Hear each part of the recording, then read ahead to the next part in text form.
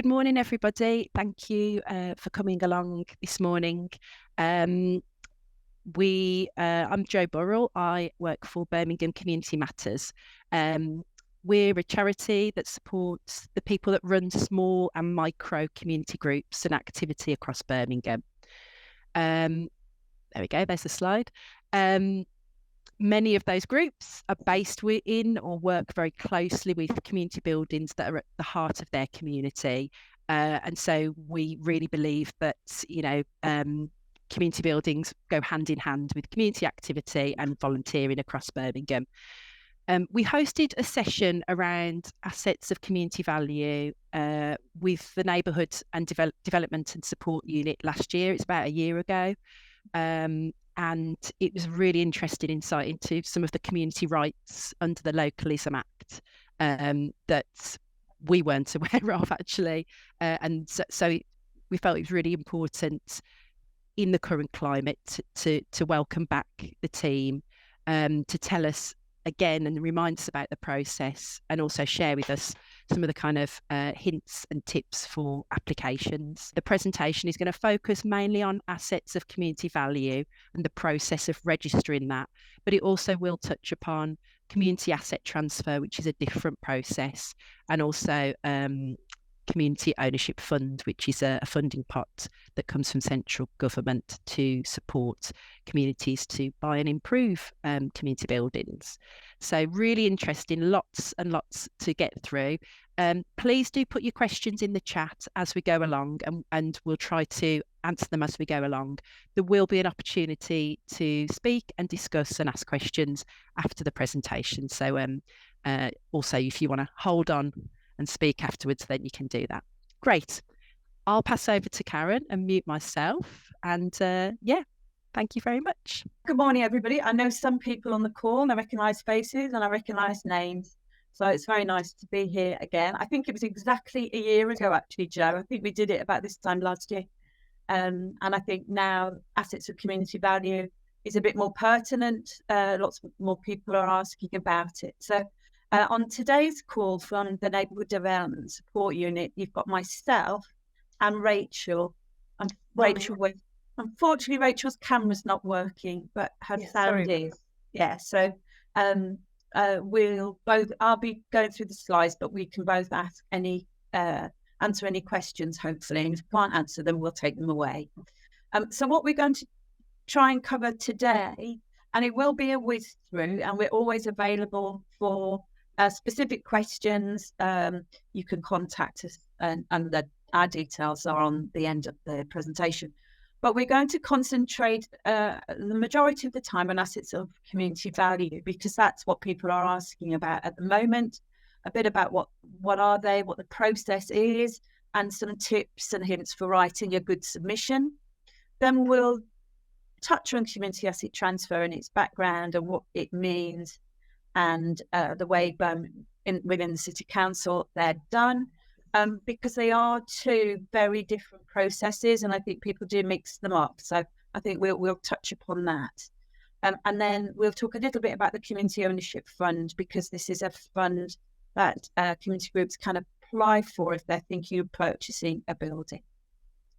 As Jo has said, happy to take questions as we go along, probably do it slide by slide. It's nice if people ask the question as well, just so we can see put a face to a name to a question. But I know colleagues from BCM are also looking at the chat. I can't do three things at the same time, so I won't be looking. So if that's okay. And the reason Neighbourhood Development Support Units are running the session is we coordinate the submissions that come in for assets of community value, and we also provide the support to community organisations wanting to go through community asset transfer with a building in Birmingham. That's a bit about us. So we'll start on assets of community value. So you don't need to read all of the Localism Act, but you just need to know there is a community right to bid. It is actually one of the rights enshrined in government documents. And the right is for any voluntary or community body to request that a local asset, either land or building, I did notice those questions, should be listed as an asset of community value.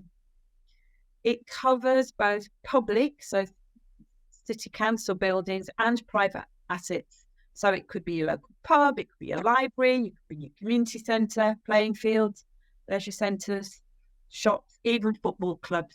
Both the Villa and Blues are listed as assets of community value. It is a statutory duty and responsibility for the City Council and all local authorities to keep a list of ACVs, run the scheme and regulate payment of compensation if required.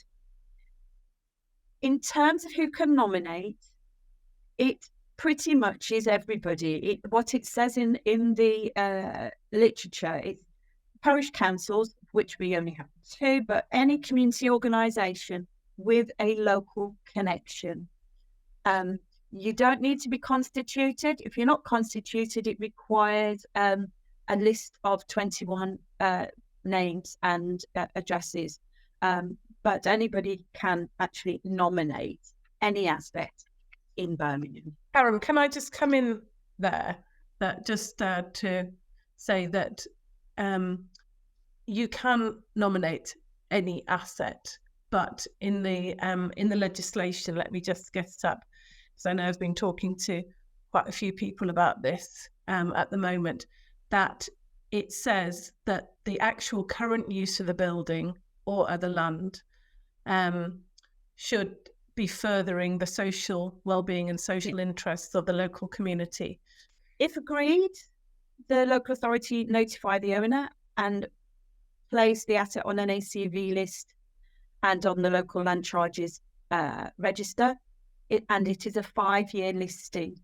The link takes you directly to that list, and it is up to date.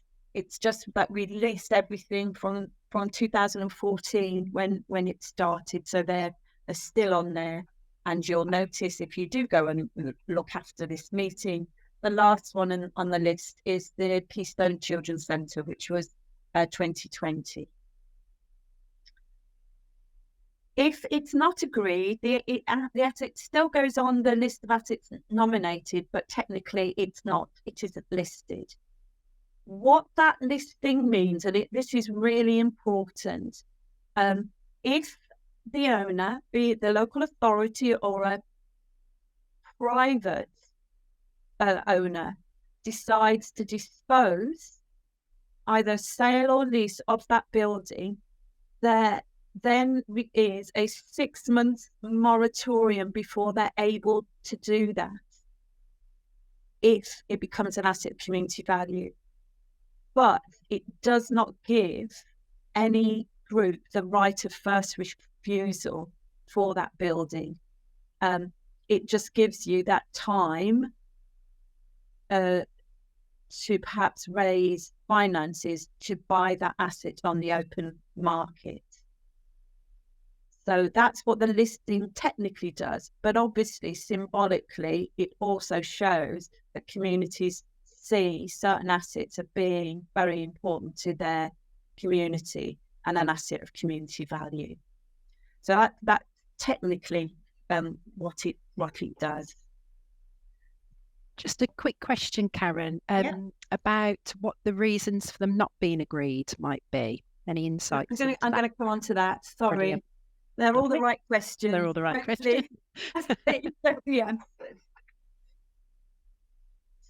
So, in terms of the process in Birmingham, I've already said, as Neighbourhood Development Support Unit, we coordinate the process.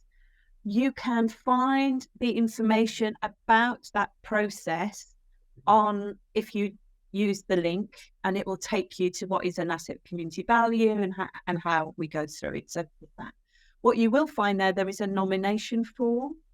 You also need to, the information that we require is a map of the asset. We always suggest that you can use Google Map. It's free. You can just use that. And the status of the organisation. So if you're constituting, what sort of organisation you are. The form is not a difficult form. It's just quite long. And so it's just about filling that in. We'll cover that on hints and tips, which is where the decision be whether what is deemed and what isn't. The nomination is then sent back to us at ndsu@birmingham.gov.uk, and it is a group of officer panels that make those decisions, and those are officers from across the council. So it's not all in one area of work. However, they can't sit on it if there is a risk of conflict. So I don't know if the building was in leisure. So if it was a swimming pool, it wouldn't be somebody from leisure who was actually making the decision. They would be there to give advice, but we try to reduce that conflict of interest risk. And that officer panel needs to make a decision within 8 weeks of receiving the nomination and all the information that's required. So we might have to go back out to you. So if you like, it's that 2 weeks process. There is no right of appeal on the decision. However, you are able to resubmit the same submission, perhaps with the recommendations of that might come back from the panel as to why it needs to be stronger. And we have done that in the past. I think we've given an example of practice before at Montgomery Street, who had put an initial submission in. It didn't reach the criteria, but given the advice back, they then put a stronger submission in. So the questions just come up. So if a building is an ACV, it can still be sold to anyone on the open market. It's just 6 months. Yes, absolutely. So we've just put down a few hints and tips if you are wanting to put an asset forward. And very importantly, as Rachel said, in the legislation, how they define an asset of community value is that it's social well-being and or of social interest, be that cultural, recreational or sporting. So obviously that's what you need to emphasise in your application that you actually put in. So the first one is you have to be really clear that the nominated asset has been used in the recent past. Recent is what the legislation says. In the City Council, we tend to use that around 5 years, is that it has to have been used. But if it hasn't been used within 5 years, you need to explain why that is. It doesn't automatically exclude it, but you do need to do that. You also need to be really clear how you feel the nominated asset will be used in the next 5 years. So the future usage of it is also really important, and you need to emphasise that in your submission and relate it to the purpose that the asset was first developed for. Be really clear about the community use and stack that up and go. If you've got an asset, you want to put an asset forward, I don't know, perhaps it's a community centre, go and talk to people who run that and all the activities that are in it. So you build a really good picture of what actually goes on there and how that benefits the local community. One of the things we said right at the beginning as well is that you have to have a local connection to that asset. So you need to demonstrate why you've got that local connection. Do some research and have a look. Definitely have a look at the HCV register. It's freely available to view. You've got the link just to see what sort of things have been on there before.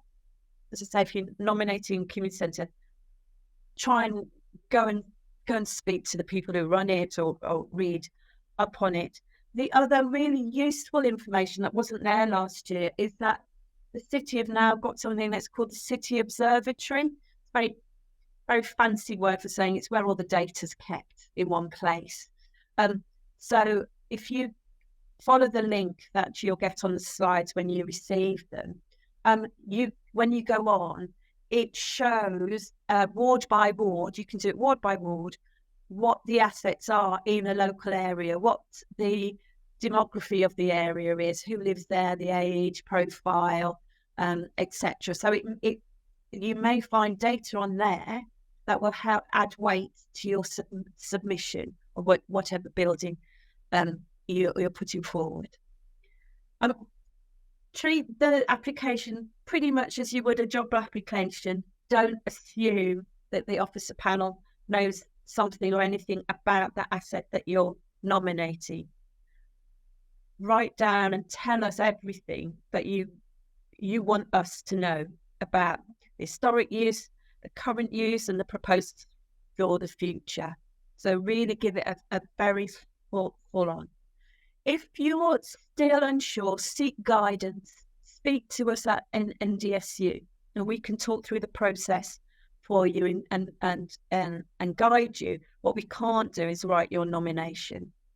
We are able to do that because Rachel, who has the lead within the team to coordinate, does not have a decision-making role on the panel, and neither do I. So we deliberately kept it so we're able to give that guidance and advice. We're not crossing over our responsibilities for that. So those are the main bits that we wanted to cover on ACVs. I know there will be lots of other questions, but I just wanted to go through those. And if people want to ask any questions before we go on to community asset transfer. Can I ask a question? Go for it. Obviously, I think, Karen, you referenced the relevance of this process, or the perceived relevance of this process, in light of where Birmingham is with the Section 114. Is there for context? Is there a push to get more things and more assets on the register at this stage, and recognition of community assets in terms of the wider map of what's in Birmingham that is providing outcomes against, the core plan or other things that the Birmingham wants to get as much of a register as it can, and then obviously onto your second stage of asset transfer, similarly is the context to get as many things as it can transferred to community groups, so that the outcomes of that stay within community rather than a commercial venture. It's just especially the timing is very pertinent in terms of the perception and the assumption about where Birmingham is with infrastructure and facilities. So it was just that kind of question, really. Yeah. Can I come in just to say that we tend to do the workshops about once a year.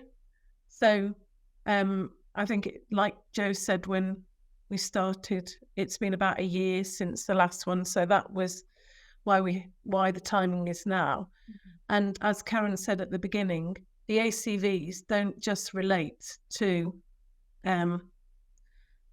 buildings that are owned by Birmingham City Council. It could be any buildings at all. So, yeah, Karen. So what we're doing is people don't realise that there is a community right that you could have done. People could do that.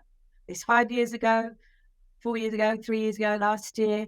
I understand it, and it might have extra pertinence now and relevance now that people might feel there is an additional need to list assets, but it's always been a right for you to be able to do that. And what we're doing is sharing the information out and making people aware that there is this particular process.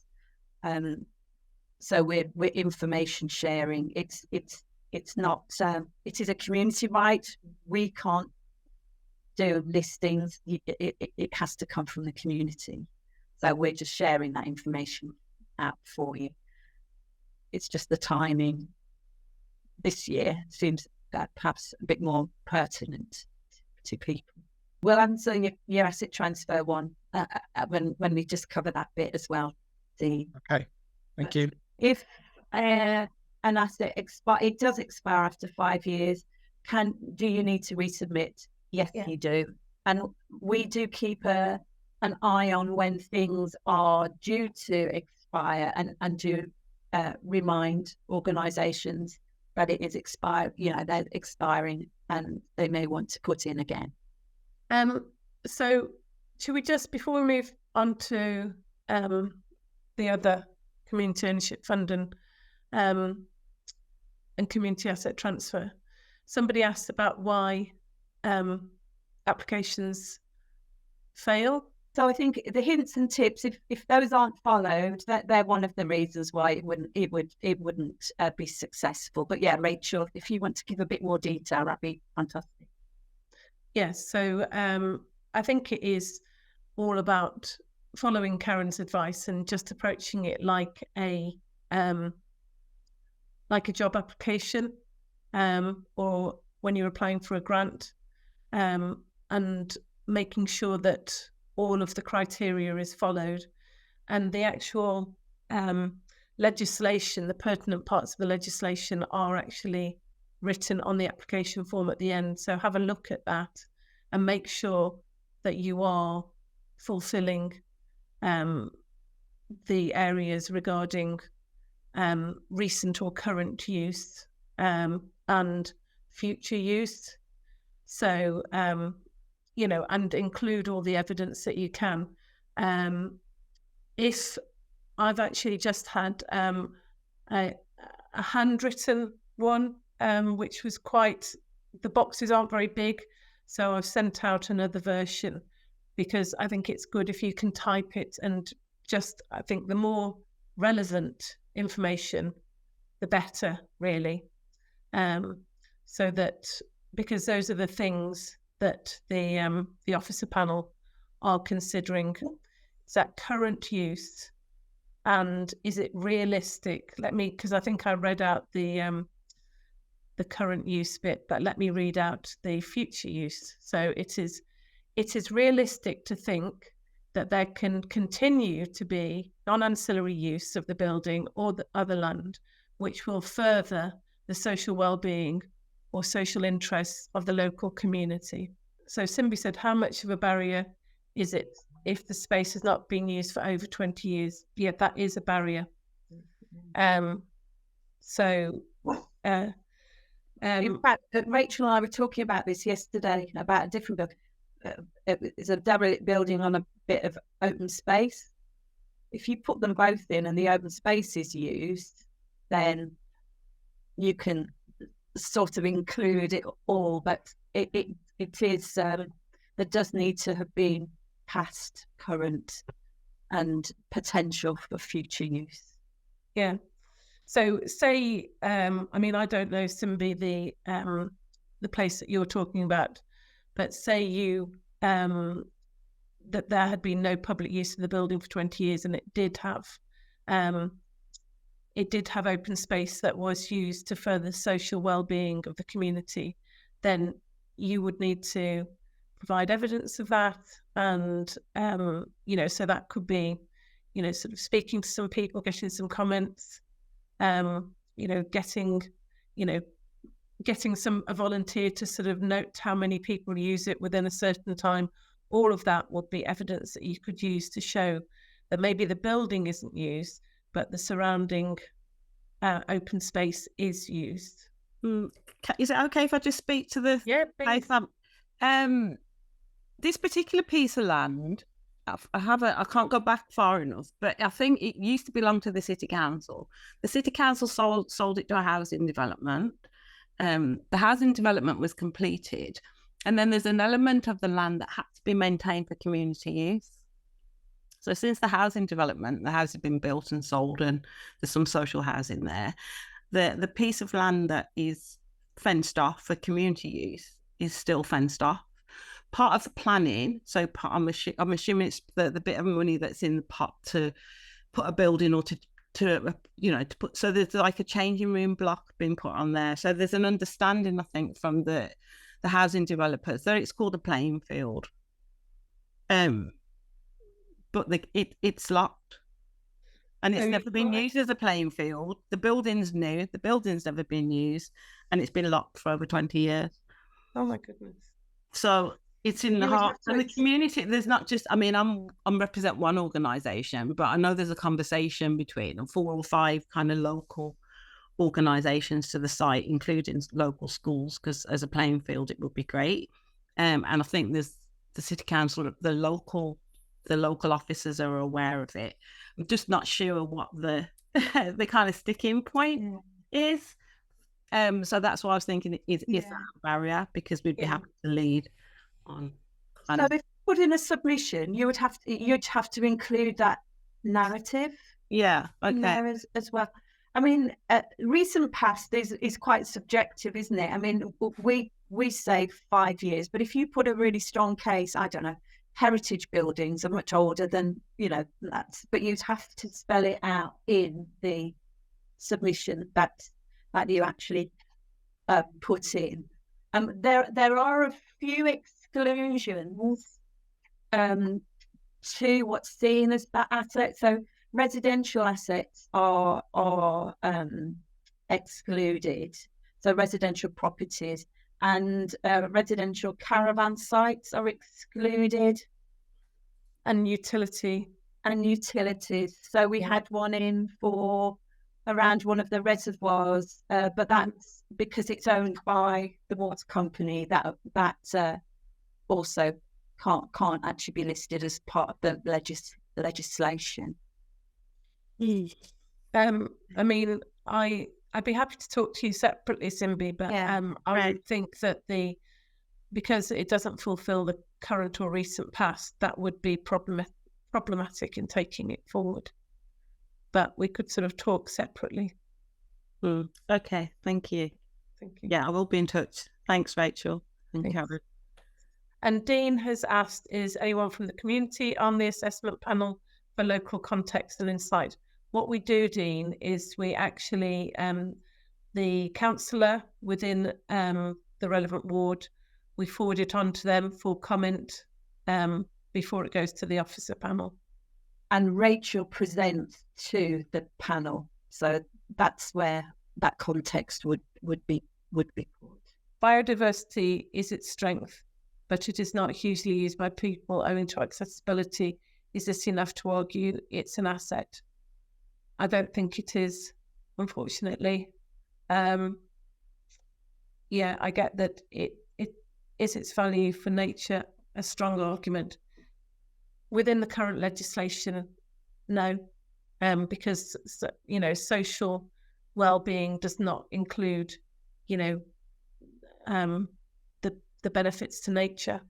Would it be counted if there's group tending to it? Yes, absolutely.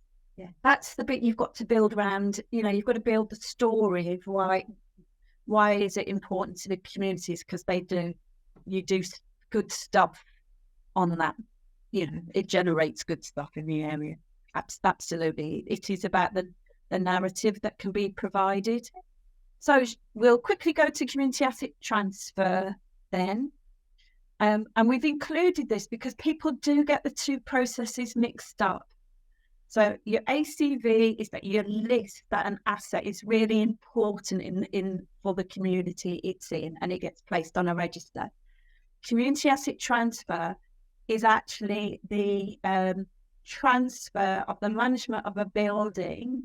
In this case, we're talking about a council, to be managed and run by a community organisation. So in terms of the use of the word, Birmingham always had leases, but this emanates from the Quiet Report back in 2007. And again, it's still part of the Localism Act and part of the community rights. What we have developed in Birmingham is a revised protocol and new ways of working, which were approved back in 2011 and rolled out during 2011 and 12. They're corporate and they're still in place. And I have a personal passion about this because I developed them. So we still use this consistent approach. We were very fortunate back in the day. We had monies from AWM, if anybody ever still remembers Advantage West Midlands, and we ran a big programme to show how it could work. And since 2011, there have been over 20 successful community asset transfers in Birmingham. We've re-emphasised the importance of this and local people being involved in their own neighbourhood and influencing that in the relatively recent policy statement from Birmingham, which is the Working Together in Birmingham's Neighbourhoods. And that's what Neighbourhood Development and Support Unit actually do cover. I have seen the questions. It's answered in the next slide. So what does Community Asset Transfer, or CAT, or referred to as CAT in Birmingham City Council, mean? CAT isn't an automatic right, but is based on individual business cases. But as a council, we do need to be clear about which buildings are available and which are not. So in essence, not every building is available for a community asset transfer. That is a decision that is made within the council. It does include buildings and or land. And in fact, if there was an old, there was a minibus that actually retransferred as well. So it's assets. So it is land as well as buildings. And some of the 20 successful ones are actually land. It is generally a leasehold, not freehold. And there are good reasons for that. That means the buildings is still retained in council ownership. So if for whatever reason it doesn't actually work out, it does come back. So there are reasons. It's generally up to 25 years. The reason it's 25 years is it opens the doors for the bigger grants that come forward. Most of them will ask for 20. Have you got a lease for 25 years? Doesn't need to be. It can be any 3, 5. It can be negotiated, but the 25 does unlock funding. It is generally a full repairing lease. So you take buildings in the condition that they are. An economic rent is set for that building. It is offset then by something called valuing worth, which I will cover. So we no longer do peppercorn. I never liked those, because what we do now is we value the quality of the organisation rather than just say every building will go out with a peppercorn. And it goes to the buildings can only go to not-for-profit community organisations. So you have to have an asset lock. You can't be making profit. So the CAT is actually about taking on a building. An asset of community value is about registering a building. You're not making any commitment to run or take over that building. So from March 2011, CAT should be a consistent and qualitative process across all of the council. So wherever you come, wherever the building is, it would go through exactly the same process. So how do we do it in Birmingham? So generally, when buildings are that it's decided they're up for disposal. Horrible word, I don't like it, but disposal is technical. It does mean that things can actually go out for rent. It doesn't automatically mean they're being disposed through sale. we would usually advertise in the most appropriate places,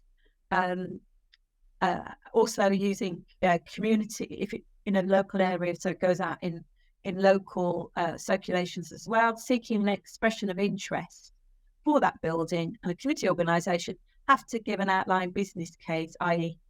how they think they would be able to manage that building. Generally, we run open mornings or information sessions so you can view the site. And then there's an assessment and a shortlist of those expressions of interest, and an interview of shortlisted organisations. The only difference is if you're already the tenant in the building and it's come up that your lease period has ended, you would get a priority interview. Once we've selected, we are called the preferred community partner, and there'll always be a lead contact officer to manage that project through. And that lead is from wherever the building is situated. If it's an education building, it's education, if it's leisure. And then a head of term of a cat lease would be written up, subject to a final business case, the value worth report, being signed off. Next one. So what's the difference between a community asset transfer lease and an ordinary lease? Generally, in simplistic terms, what it means is, and why you've got a reduction in rent, is that the value, once the valuing work has been done and you've said that you're going to do stuff which is counted positively and reduces the rent, those obligations are written into that lease. And then there are ongoing assessments every 5 years for that. So that the value worth bit is really, really important. So what's valuing worth? This is something we developed ourselves, a bespoke toolkit to measure the social value of the community organisation and its impact on that asset transfer. So it's a social value tool in theory. We developed it just before social value came in. So there are values and measures within it that you write in, and you go through the form and it gives you a final pounds, shillings and pence figure. That offsets your economic rent. So if the economic rent is 100,000 and your valuing worth is 50,000, then the rent is reduced to 50,000. If your value is 100,000, then it's a nil rent. If your value is 150,000, it's a nil rent. So it offsets the economic rent. But what we're doing is rewarding the positive aspects of community organisations as a qualitative process. That value worth form is undertaken by the organisation itself, but guided through by whoever the contact officer is. But you need to provide the evidence. It's not a perfect tool by any means, but it does emphasise the contribution and the value of organisations and their tangible worth in that particular area. If anybody's interested in this, contact me and we can go through the form. And then just a few tips on this process. You need to be really honest why you want a community asset transfer. It isn't an easy option, and I don't think we would ever say it was or a panacea for everything. It is about ensuring that your community organisation is viable. You're not taking on a liability. You need to be really aware that asset transfer is not resource neutral for either side, but there are time, capacity and finance issues. Just made reference to legal costs there. Go and get advice, independent advice and research on governance and funding, and ask lots of questions. Find friends. Go and see a building that's already been asset transferred. Go and talk to the community organisation who've done it. It's with peer-to-peer support, particularly referencing locality and BCM. There's loads of things on each of their websites that can help. We've also got our own website that has been transitioned from when it was part of the beginning process, but it is still there. So with everything in the right place at the right time, with the right group, the right building, it's a fantastic opportunity and can have huge community benefits. And it is part of, as I say, our working together in Birmingham's neighbourhood. Are there any questions on community asset transfer? So Eleanor, can a community group ask BCC to put up a particular building? What we say, it's not a perfect process, but what we would say is if you are interested in an asset transfer, fill in one of the application forms to express your interest, because that will be held. So if a building does come up, we know that somebody is interested in it. So it's a bit of a two-way process. As I say, buildings generally are advertised through property services, both for sale, but they also put the asset transfers on there. But I don't think there is anything wrong. I think it's very positive that if you are a community group who are interested in a community asset transfer, fill in the form and send it in so that your interest is registered, and then we can then come back out to you as and when those buildings would be available.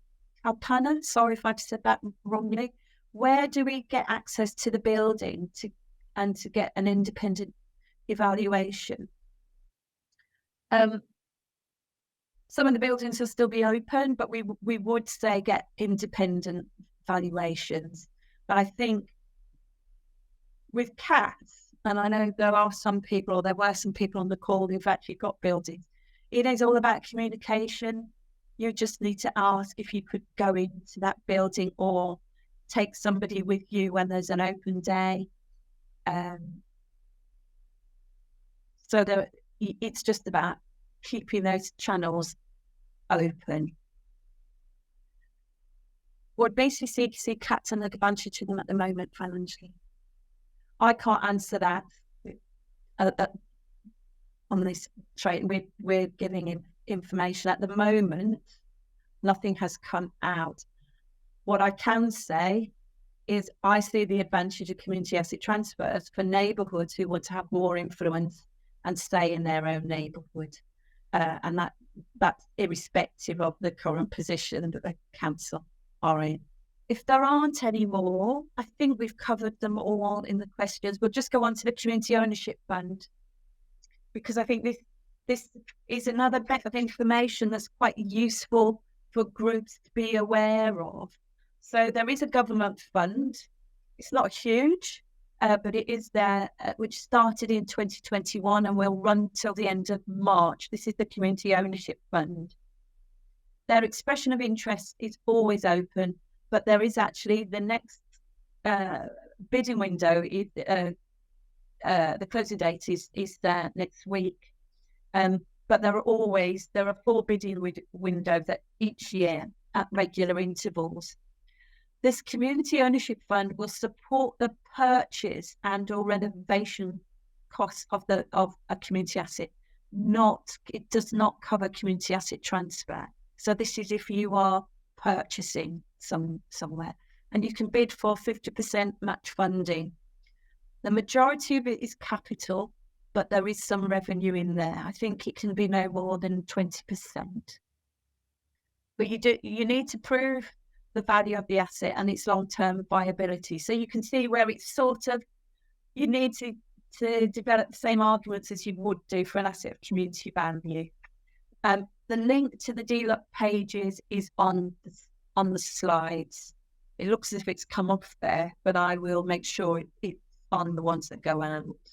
If you go and look on the government pages, there are 4 strategic objectives that they put down that you need to meet in terms of for the Community Ownership Fund, that it provides that investment for community to sustain community assets that might be otherwise lost for community use, strengthen the capacity and capability in communities, helping them to shape their places and develop sustainable community businesses, to empower communities in left behind places to level up. They're key words at the moment, aren't they?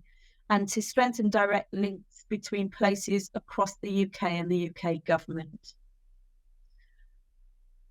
Locality as an organisation, we've talked about locality already. On their website, My Community, they've got lots of information on there, and the type of support that is available if you're wishing to write up for Community Ownership Fund, including webinars and case studies. And actually now in Birmingham, we are aware that there has been a successful organisation in Birmingham. Rachel mentioned it to me the other day over in Harborne, and its name's gone out my head, Rachel. It's Morpool, that's right. Yeah. So they've actually been successful. A number of organisations have applied but not been successful in Birmingham. But it's important to add this because it is another option, and it gives you some more information around where you could possibly go for funding. And I think, having rushed through those, the very last slide is our contact details. You can either contact via the generic ndsu@birmingham.gov.uk or directly to myself or Rachel on any of the subjects we've covered today. If you've got some specific questions related to a specific building.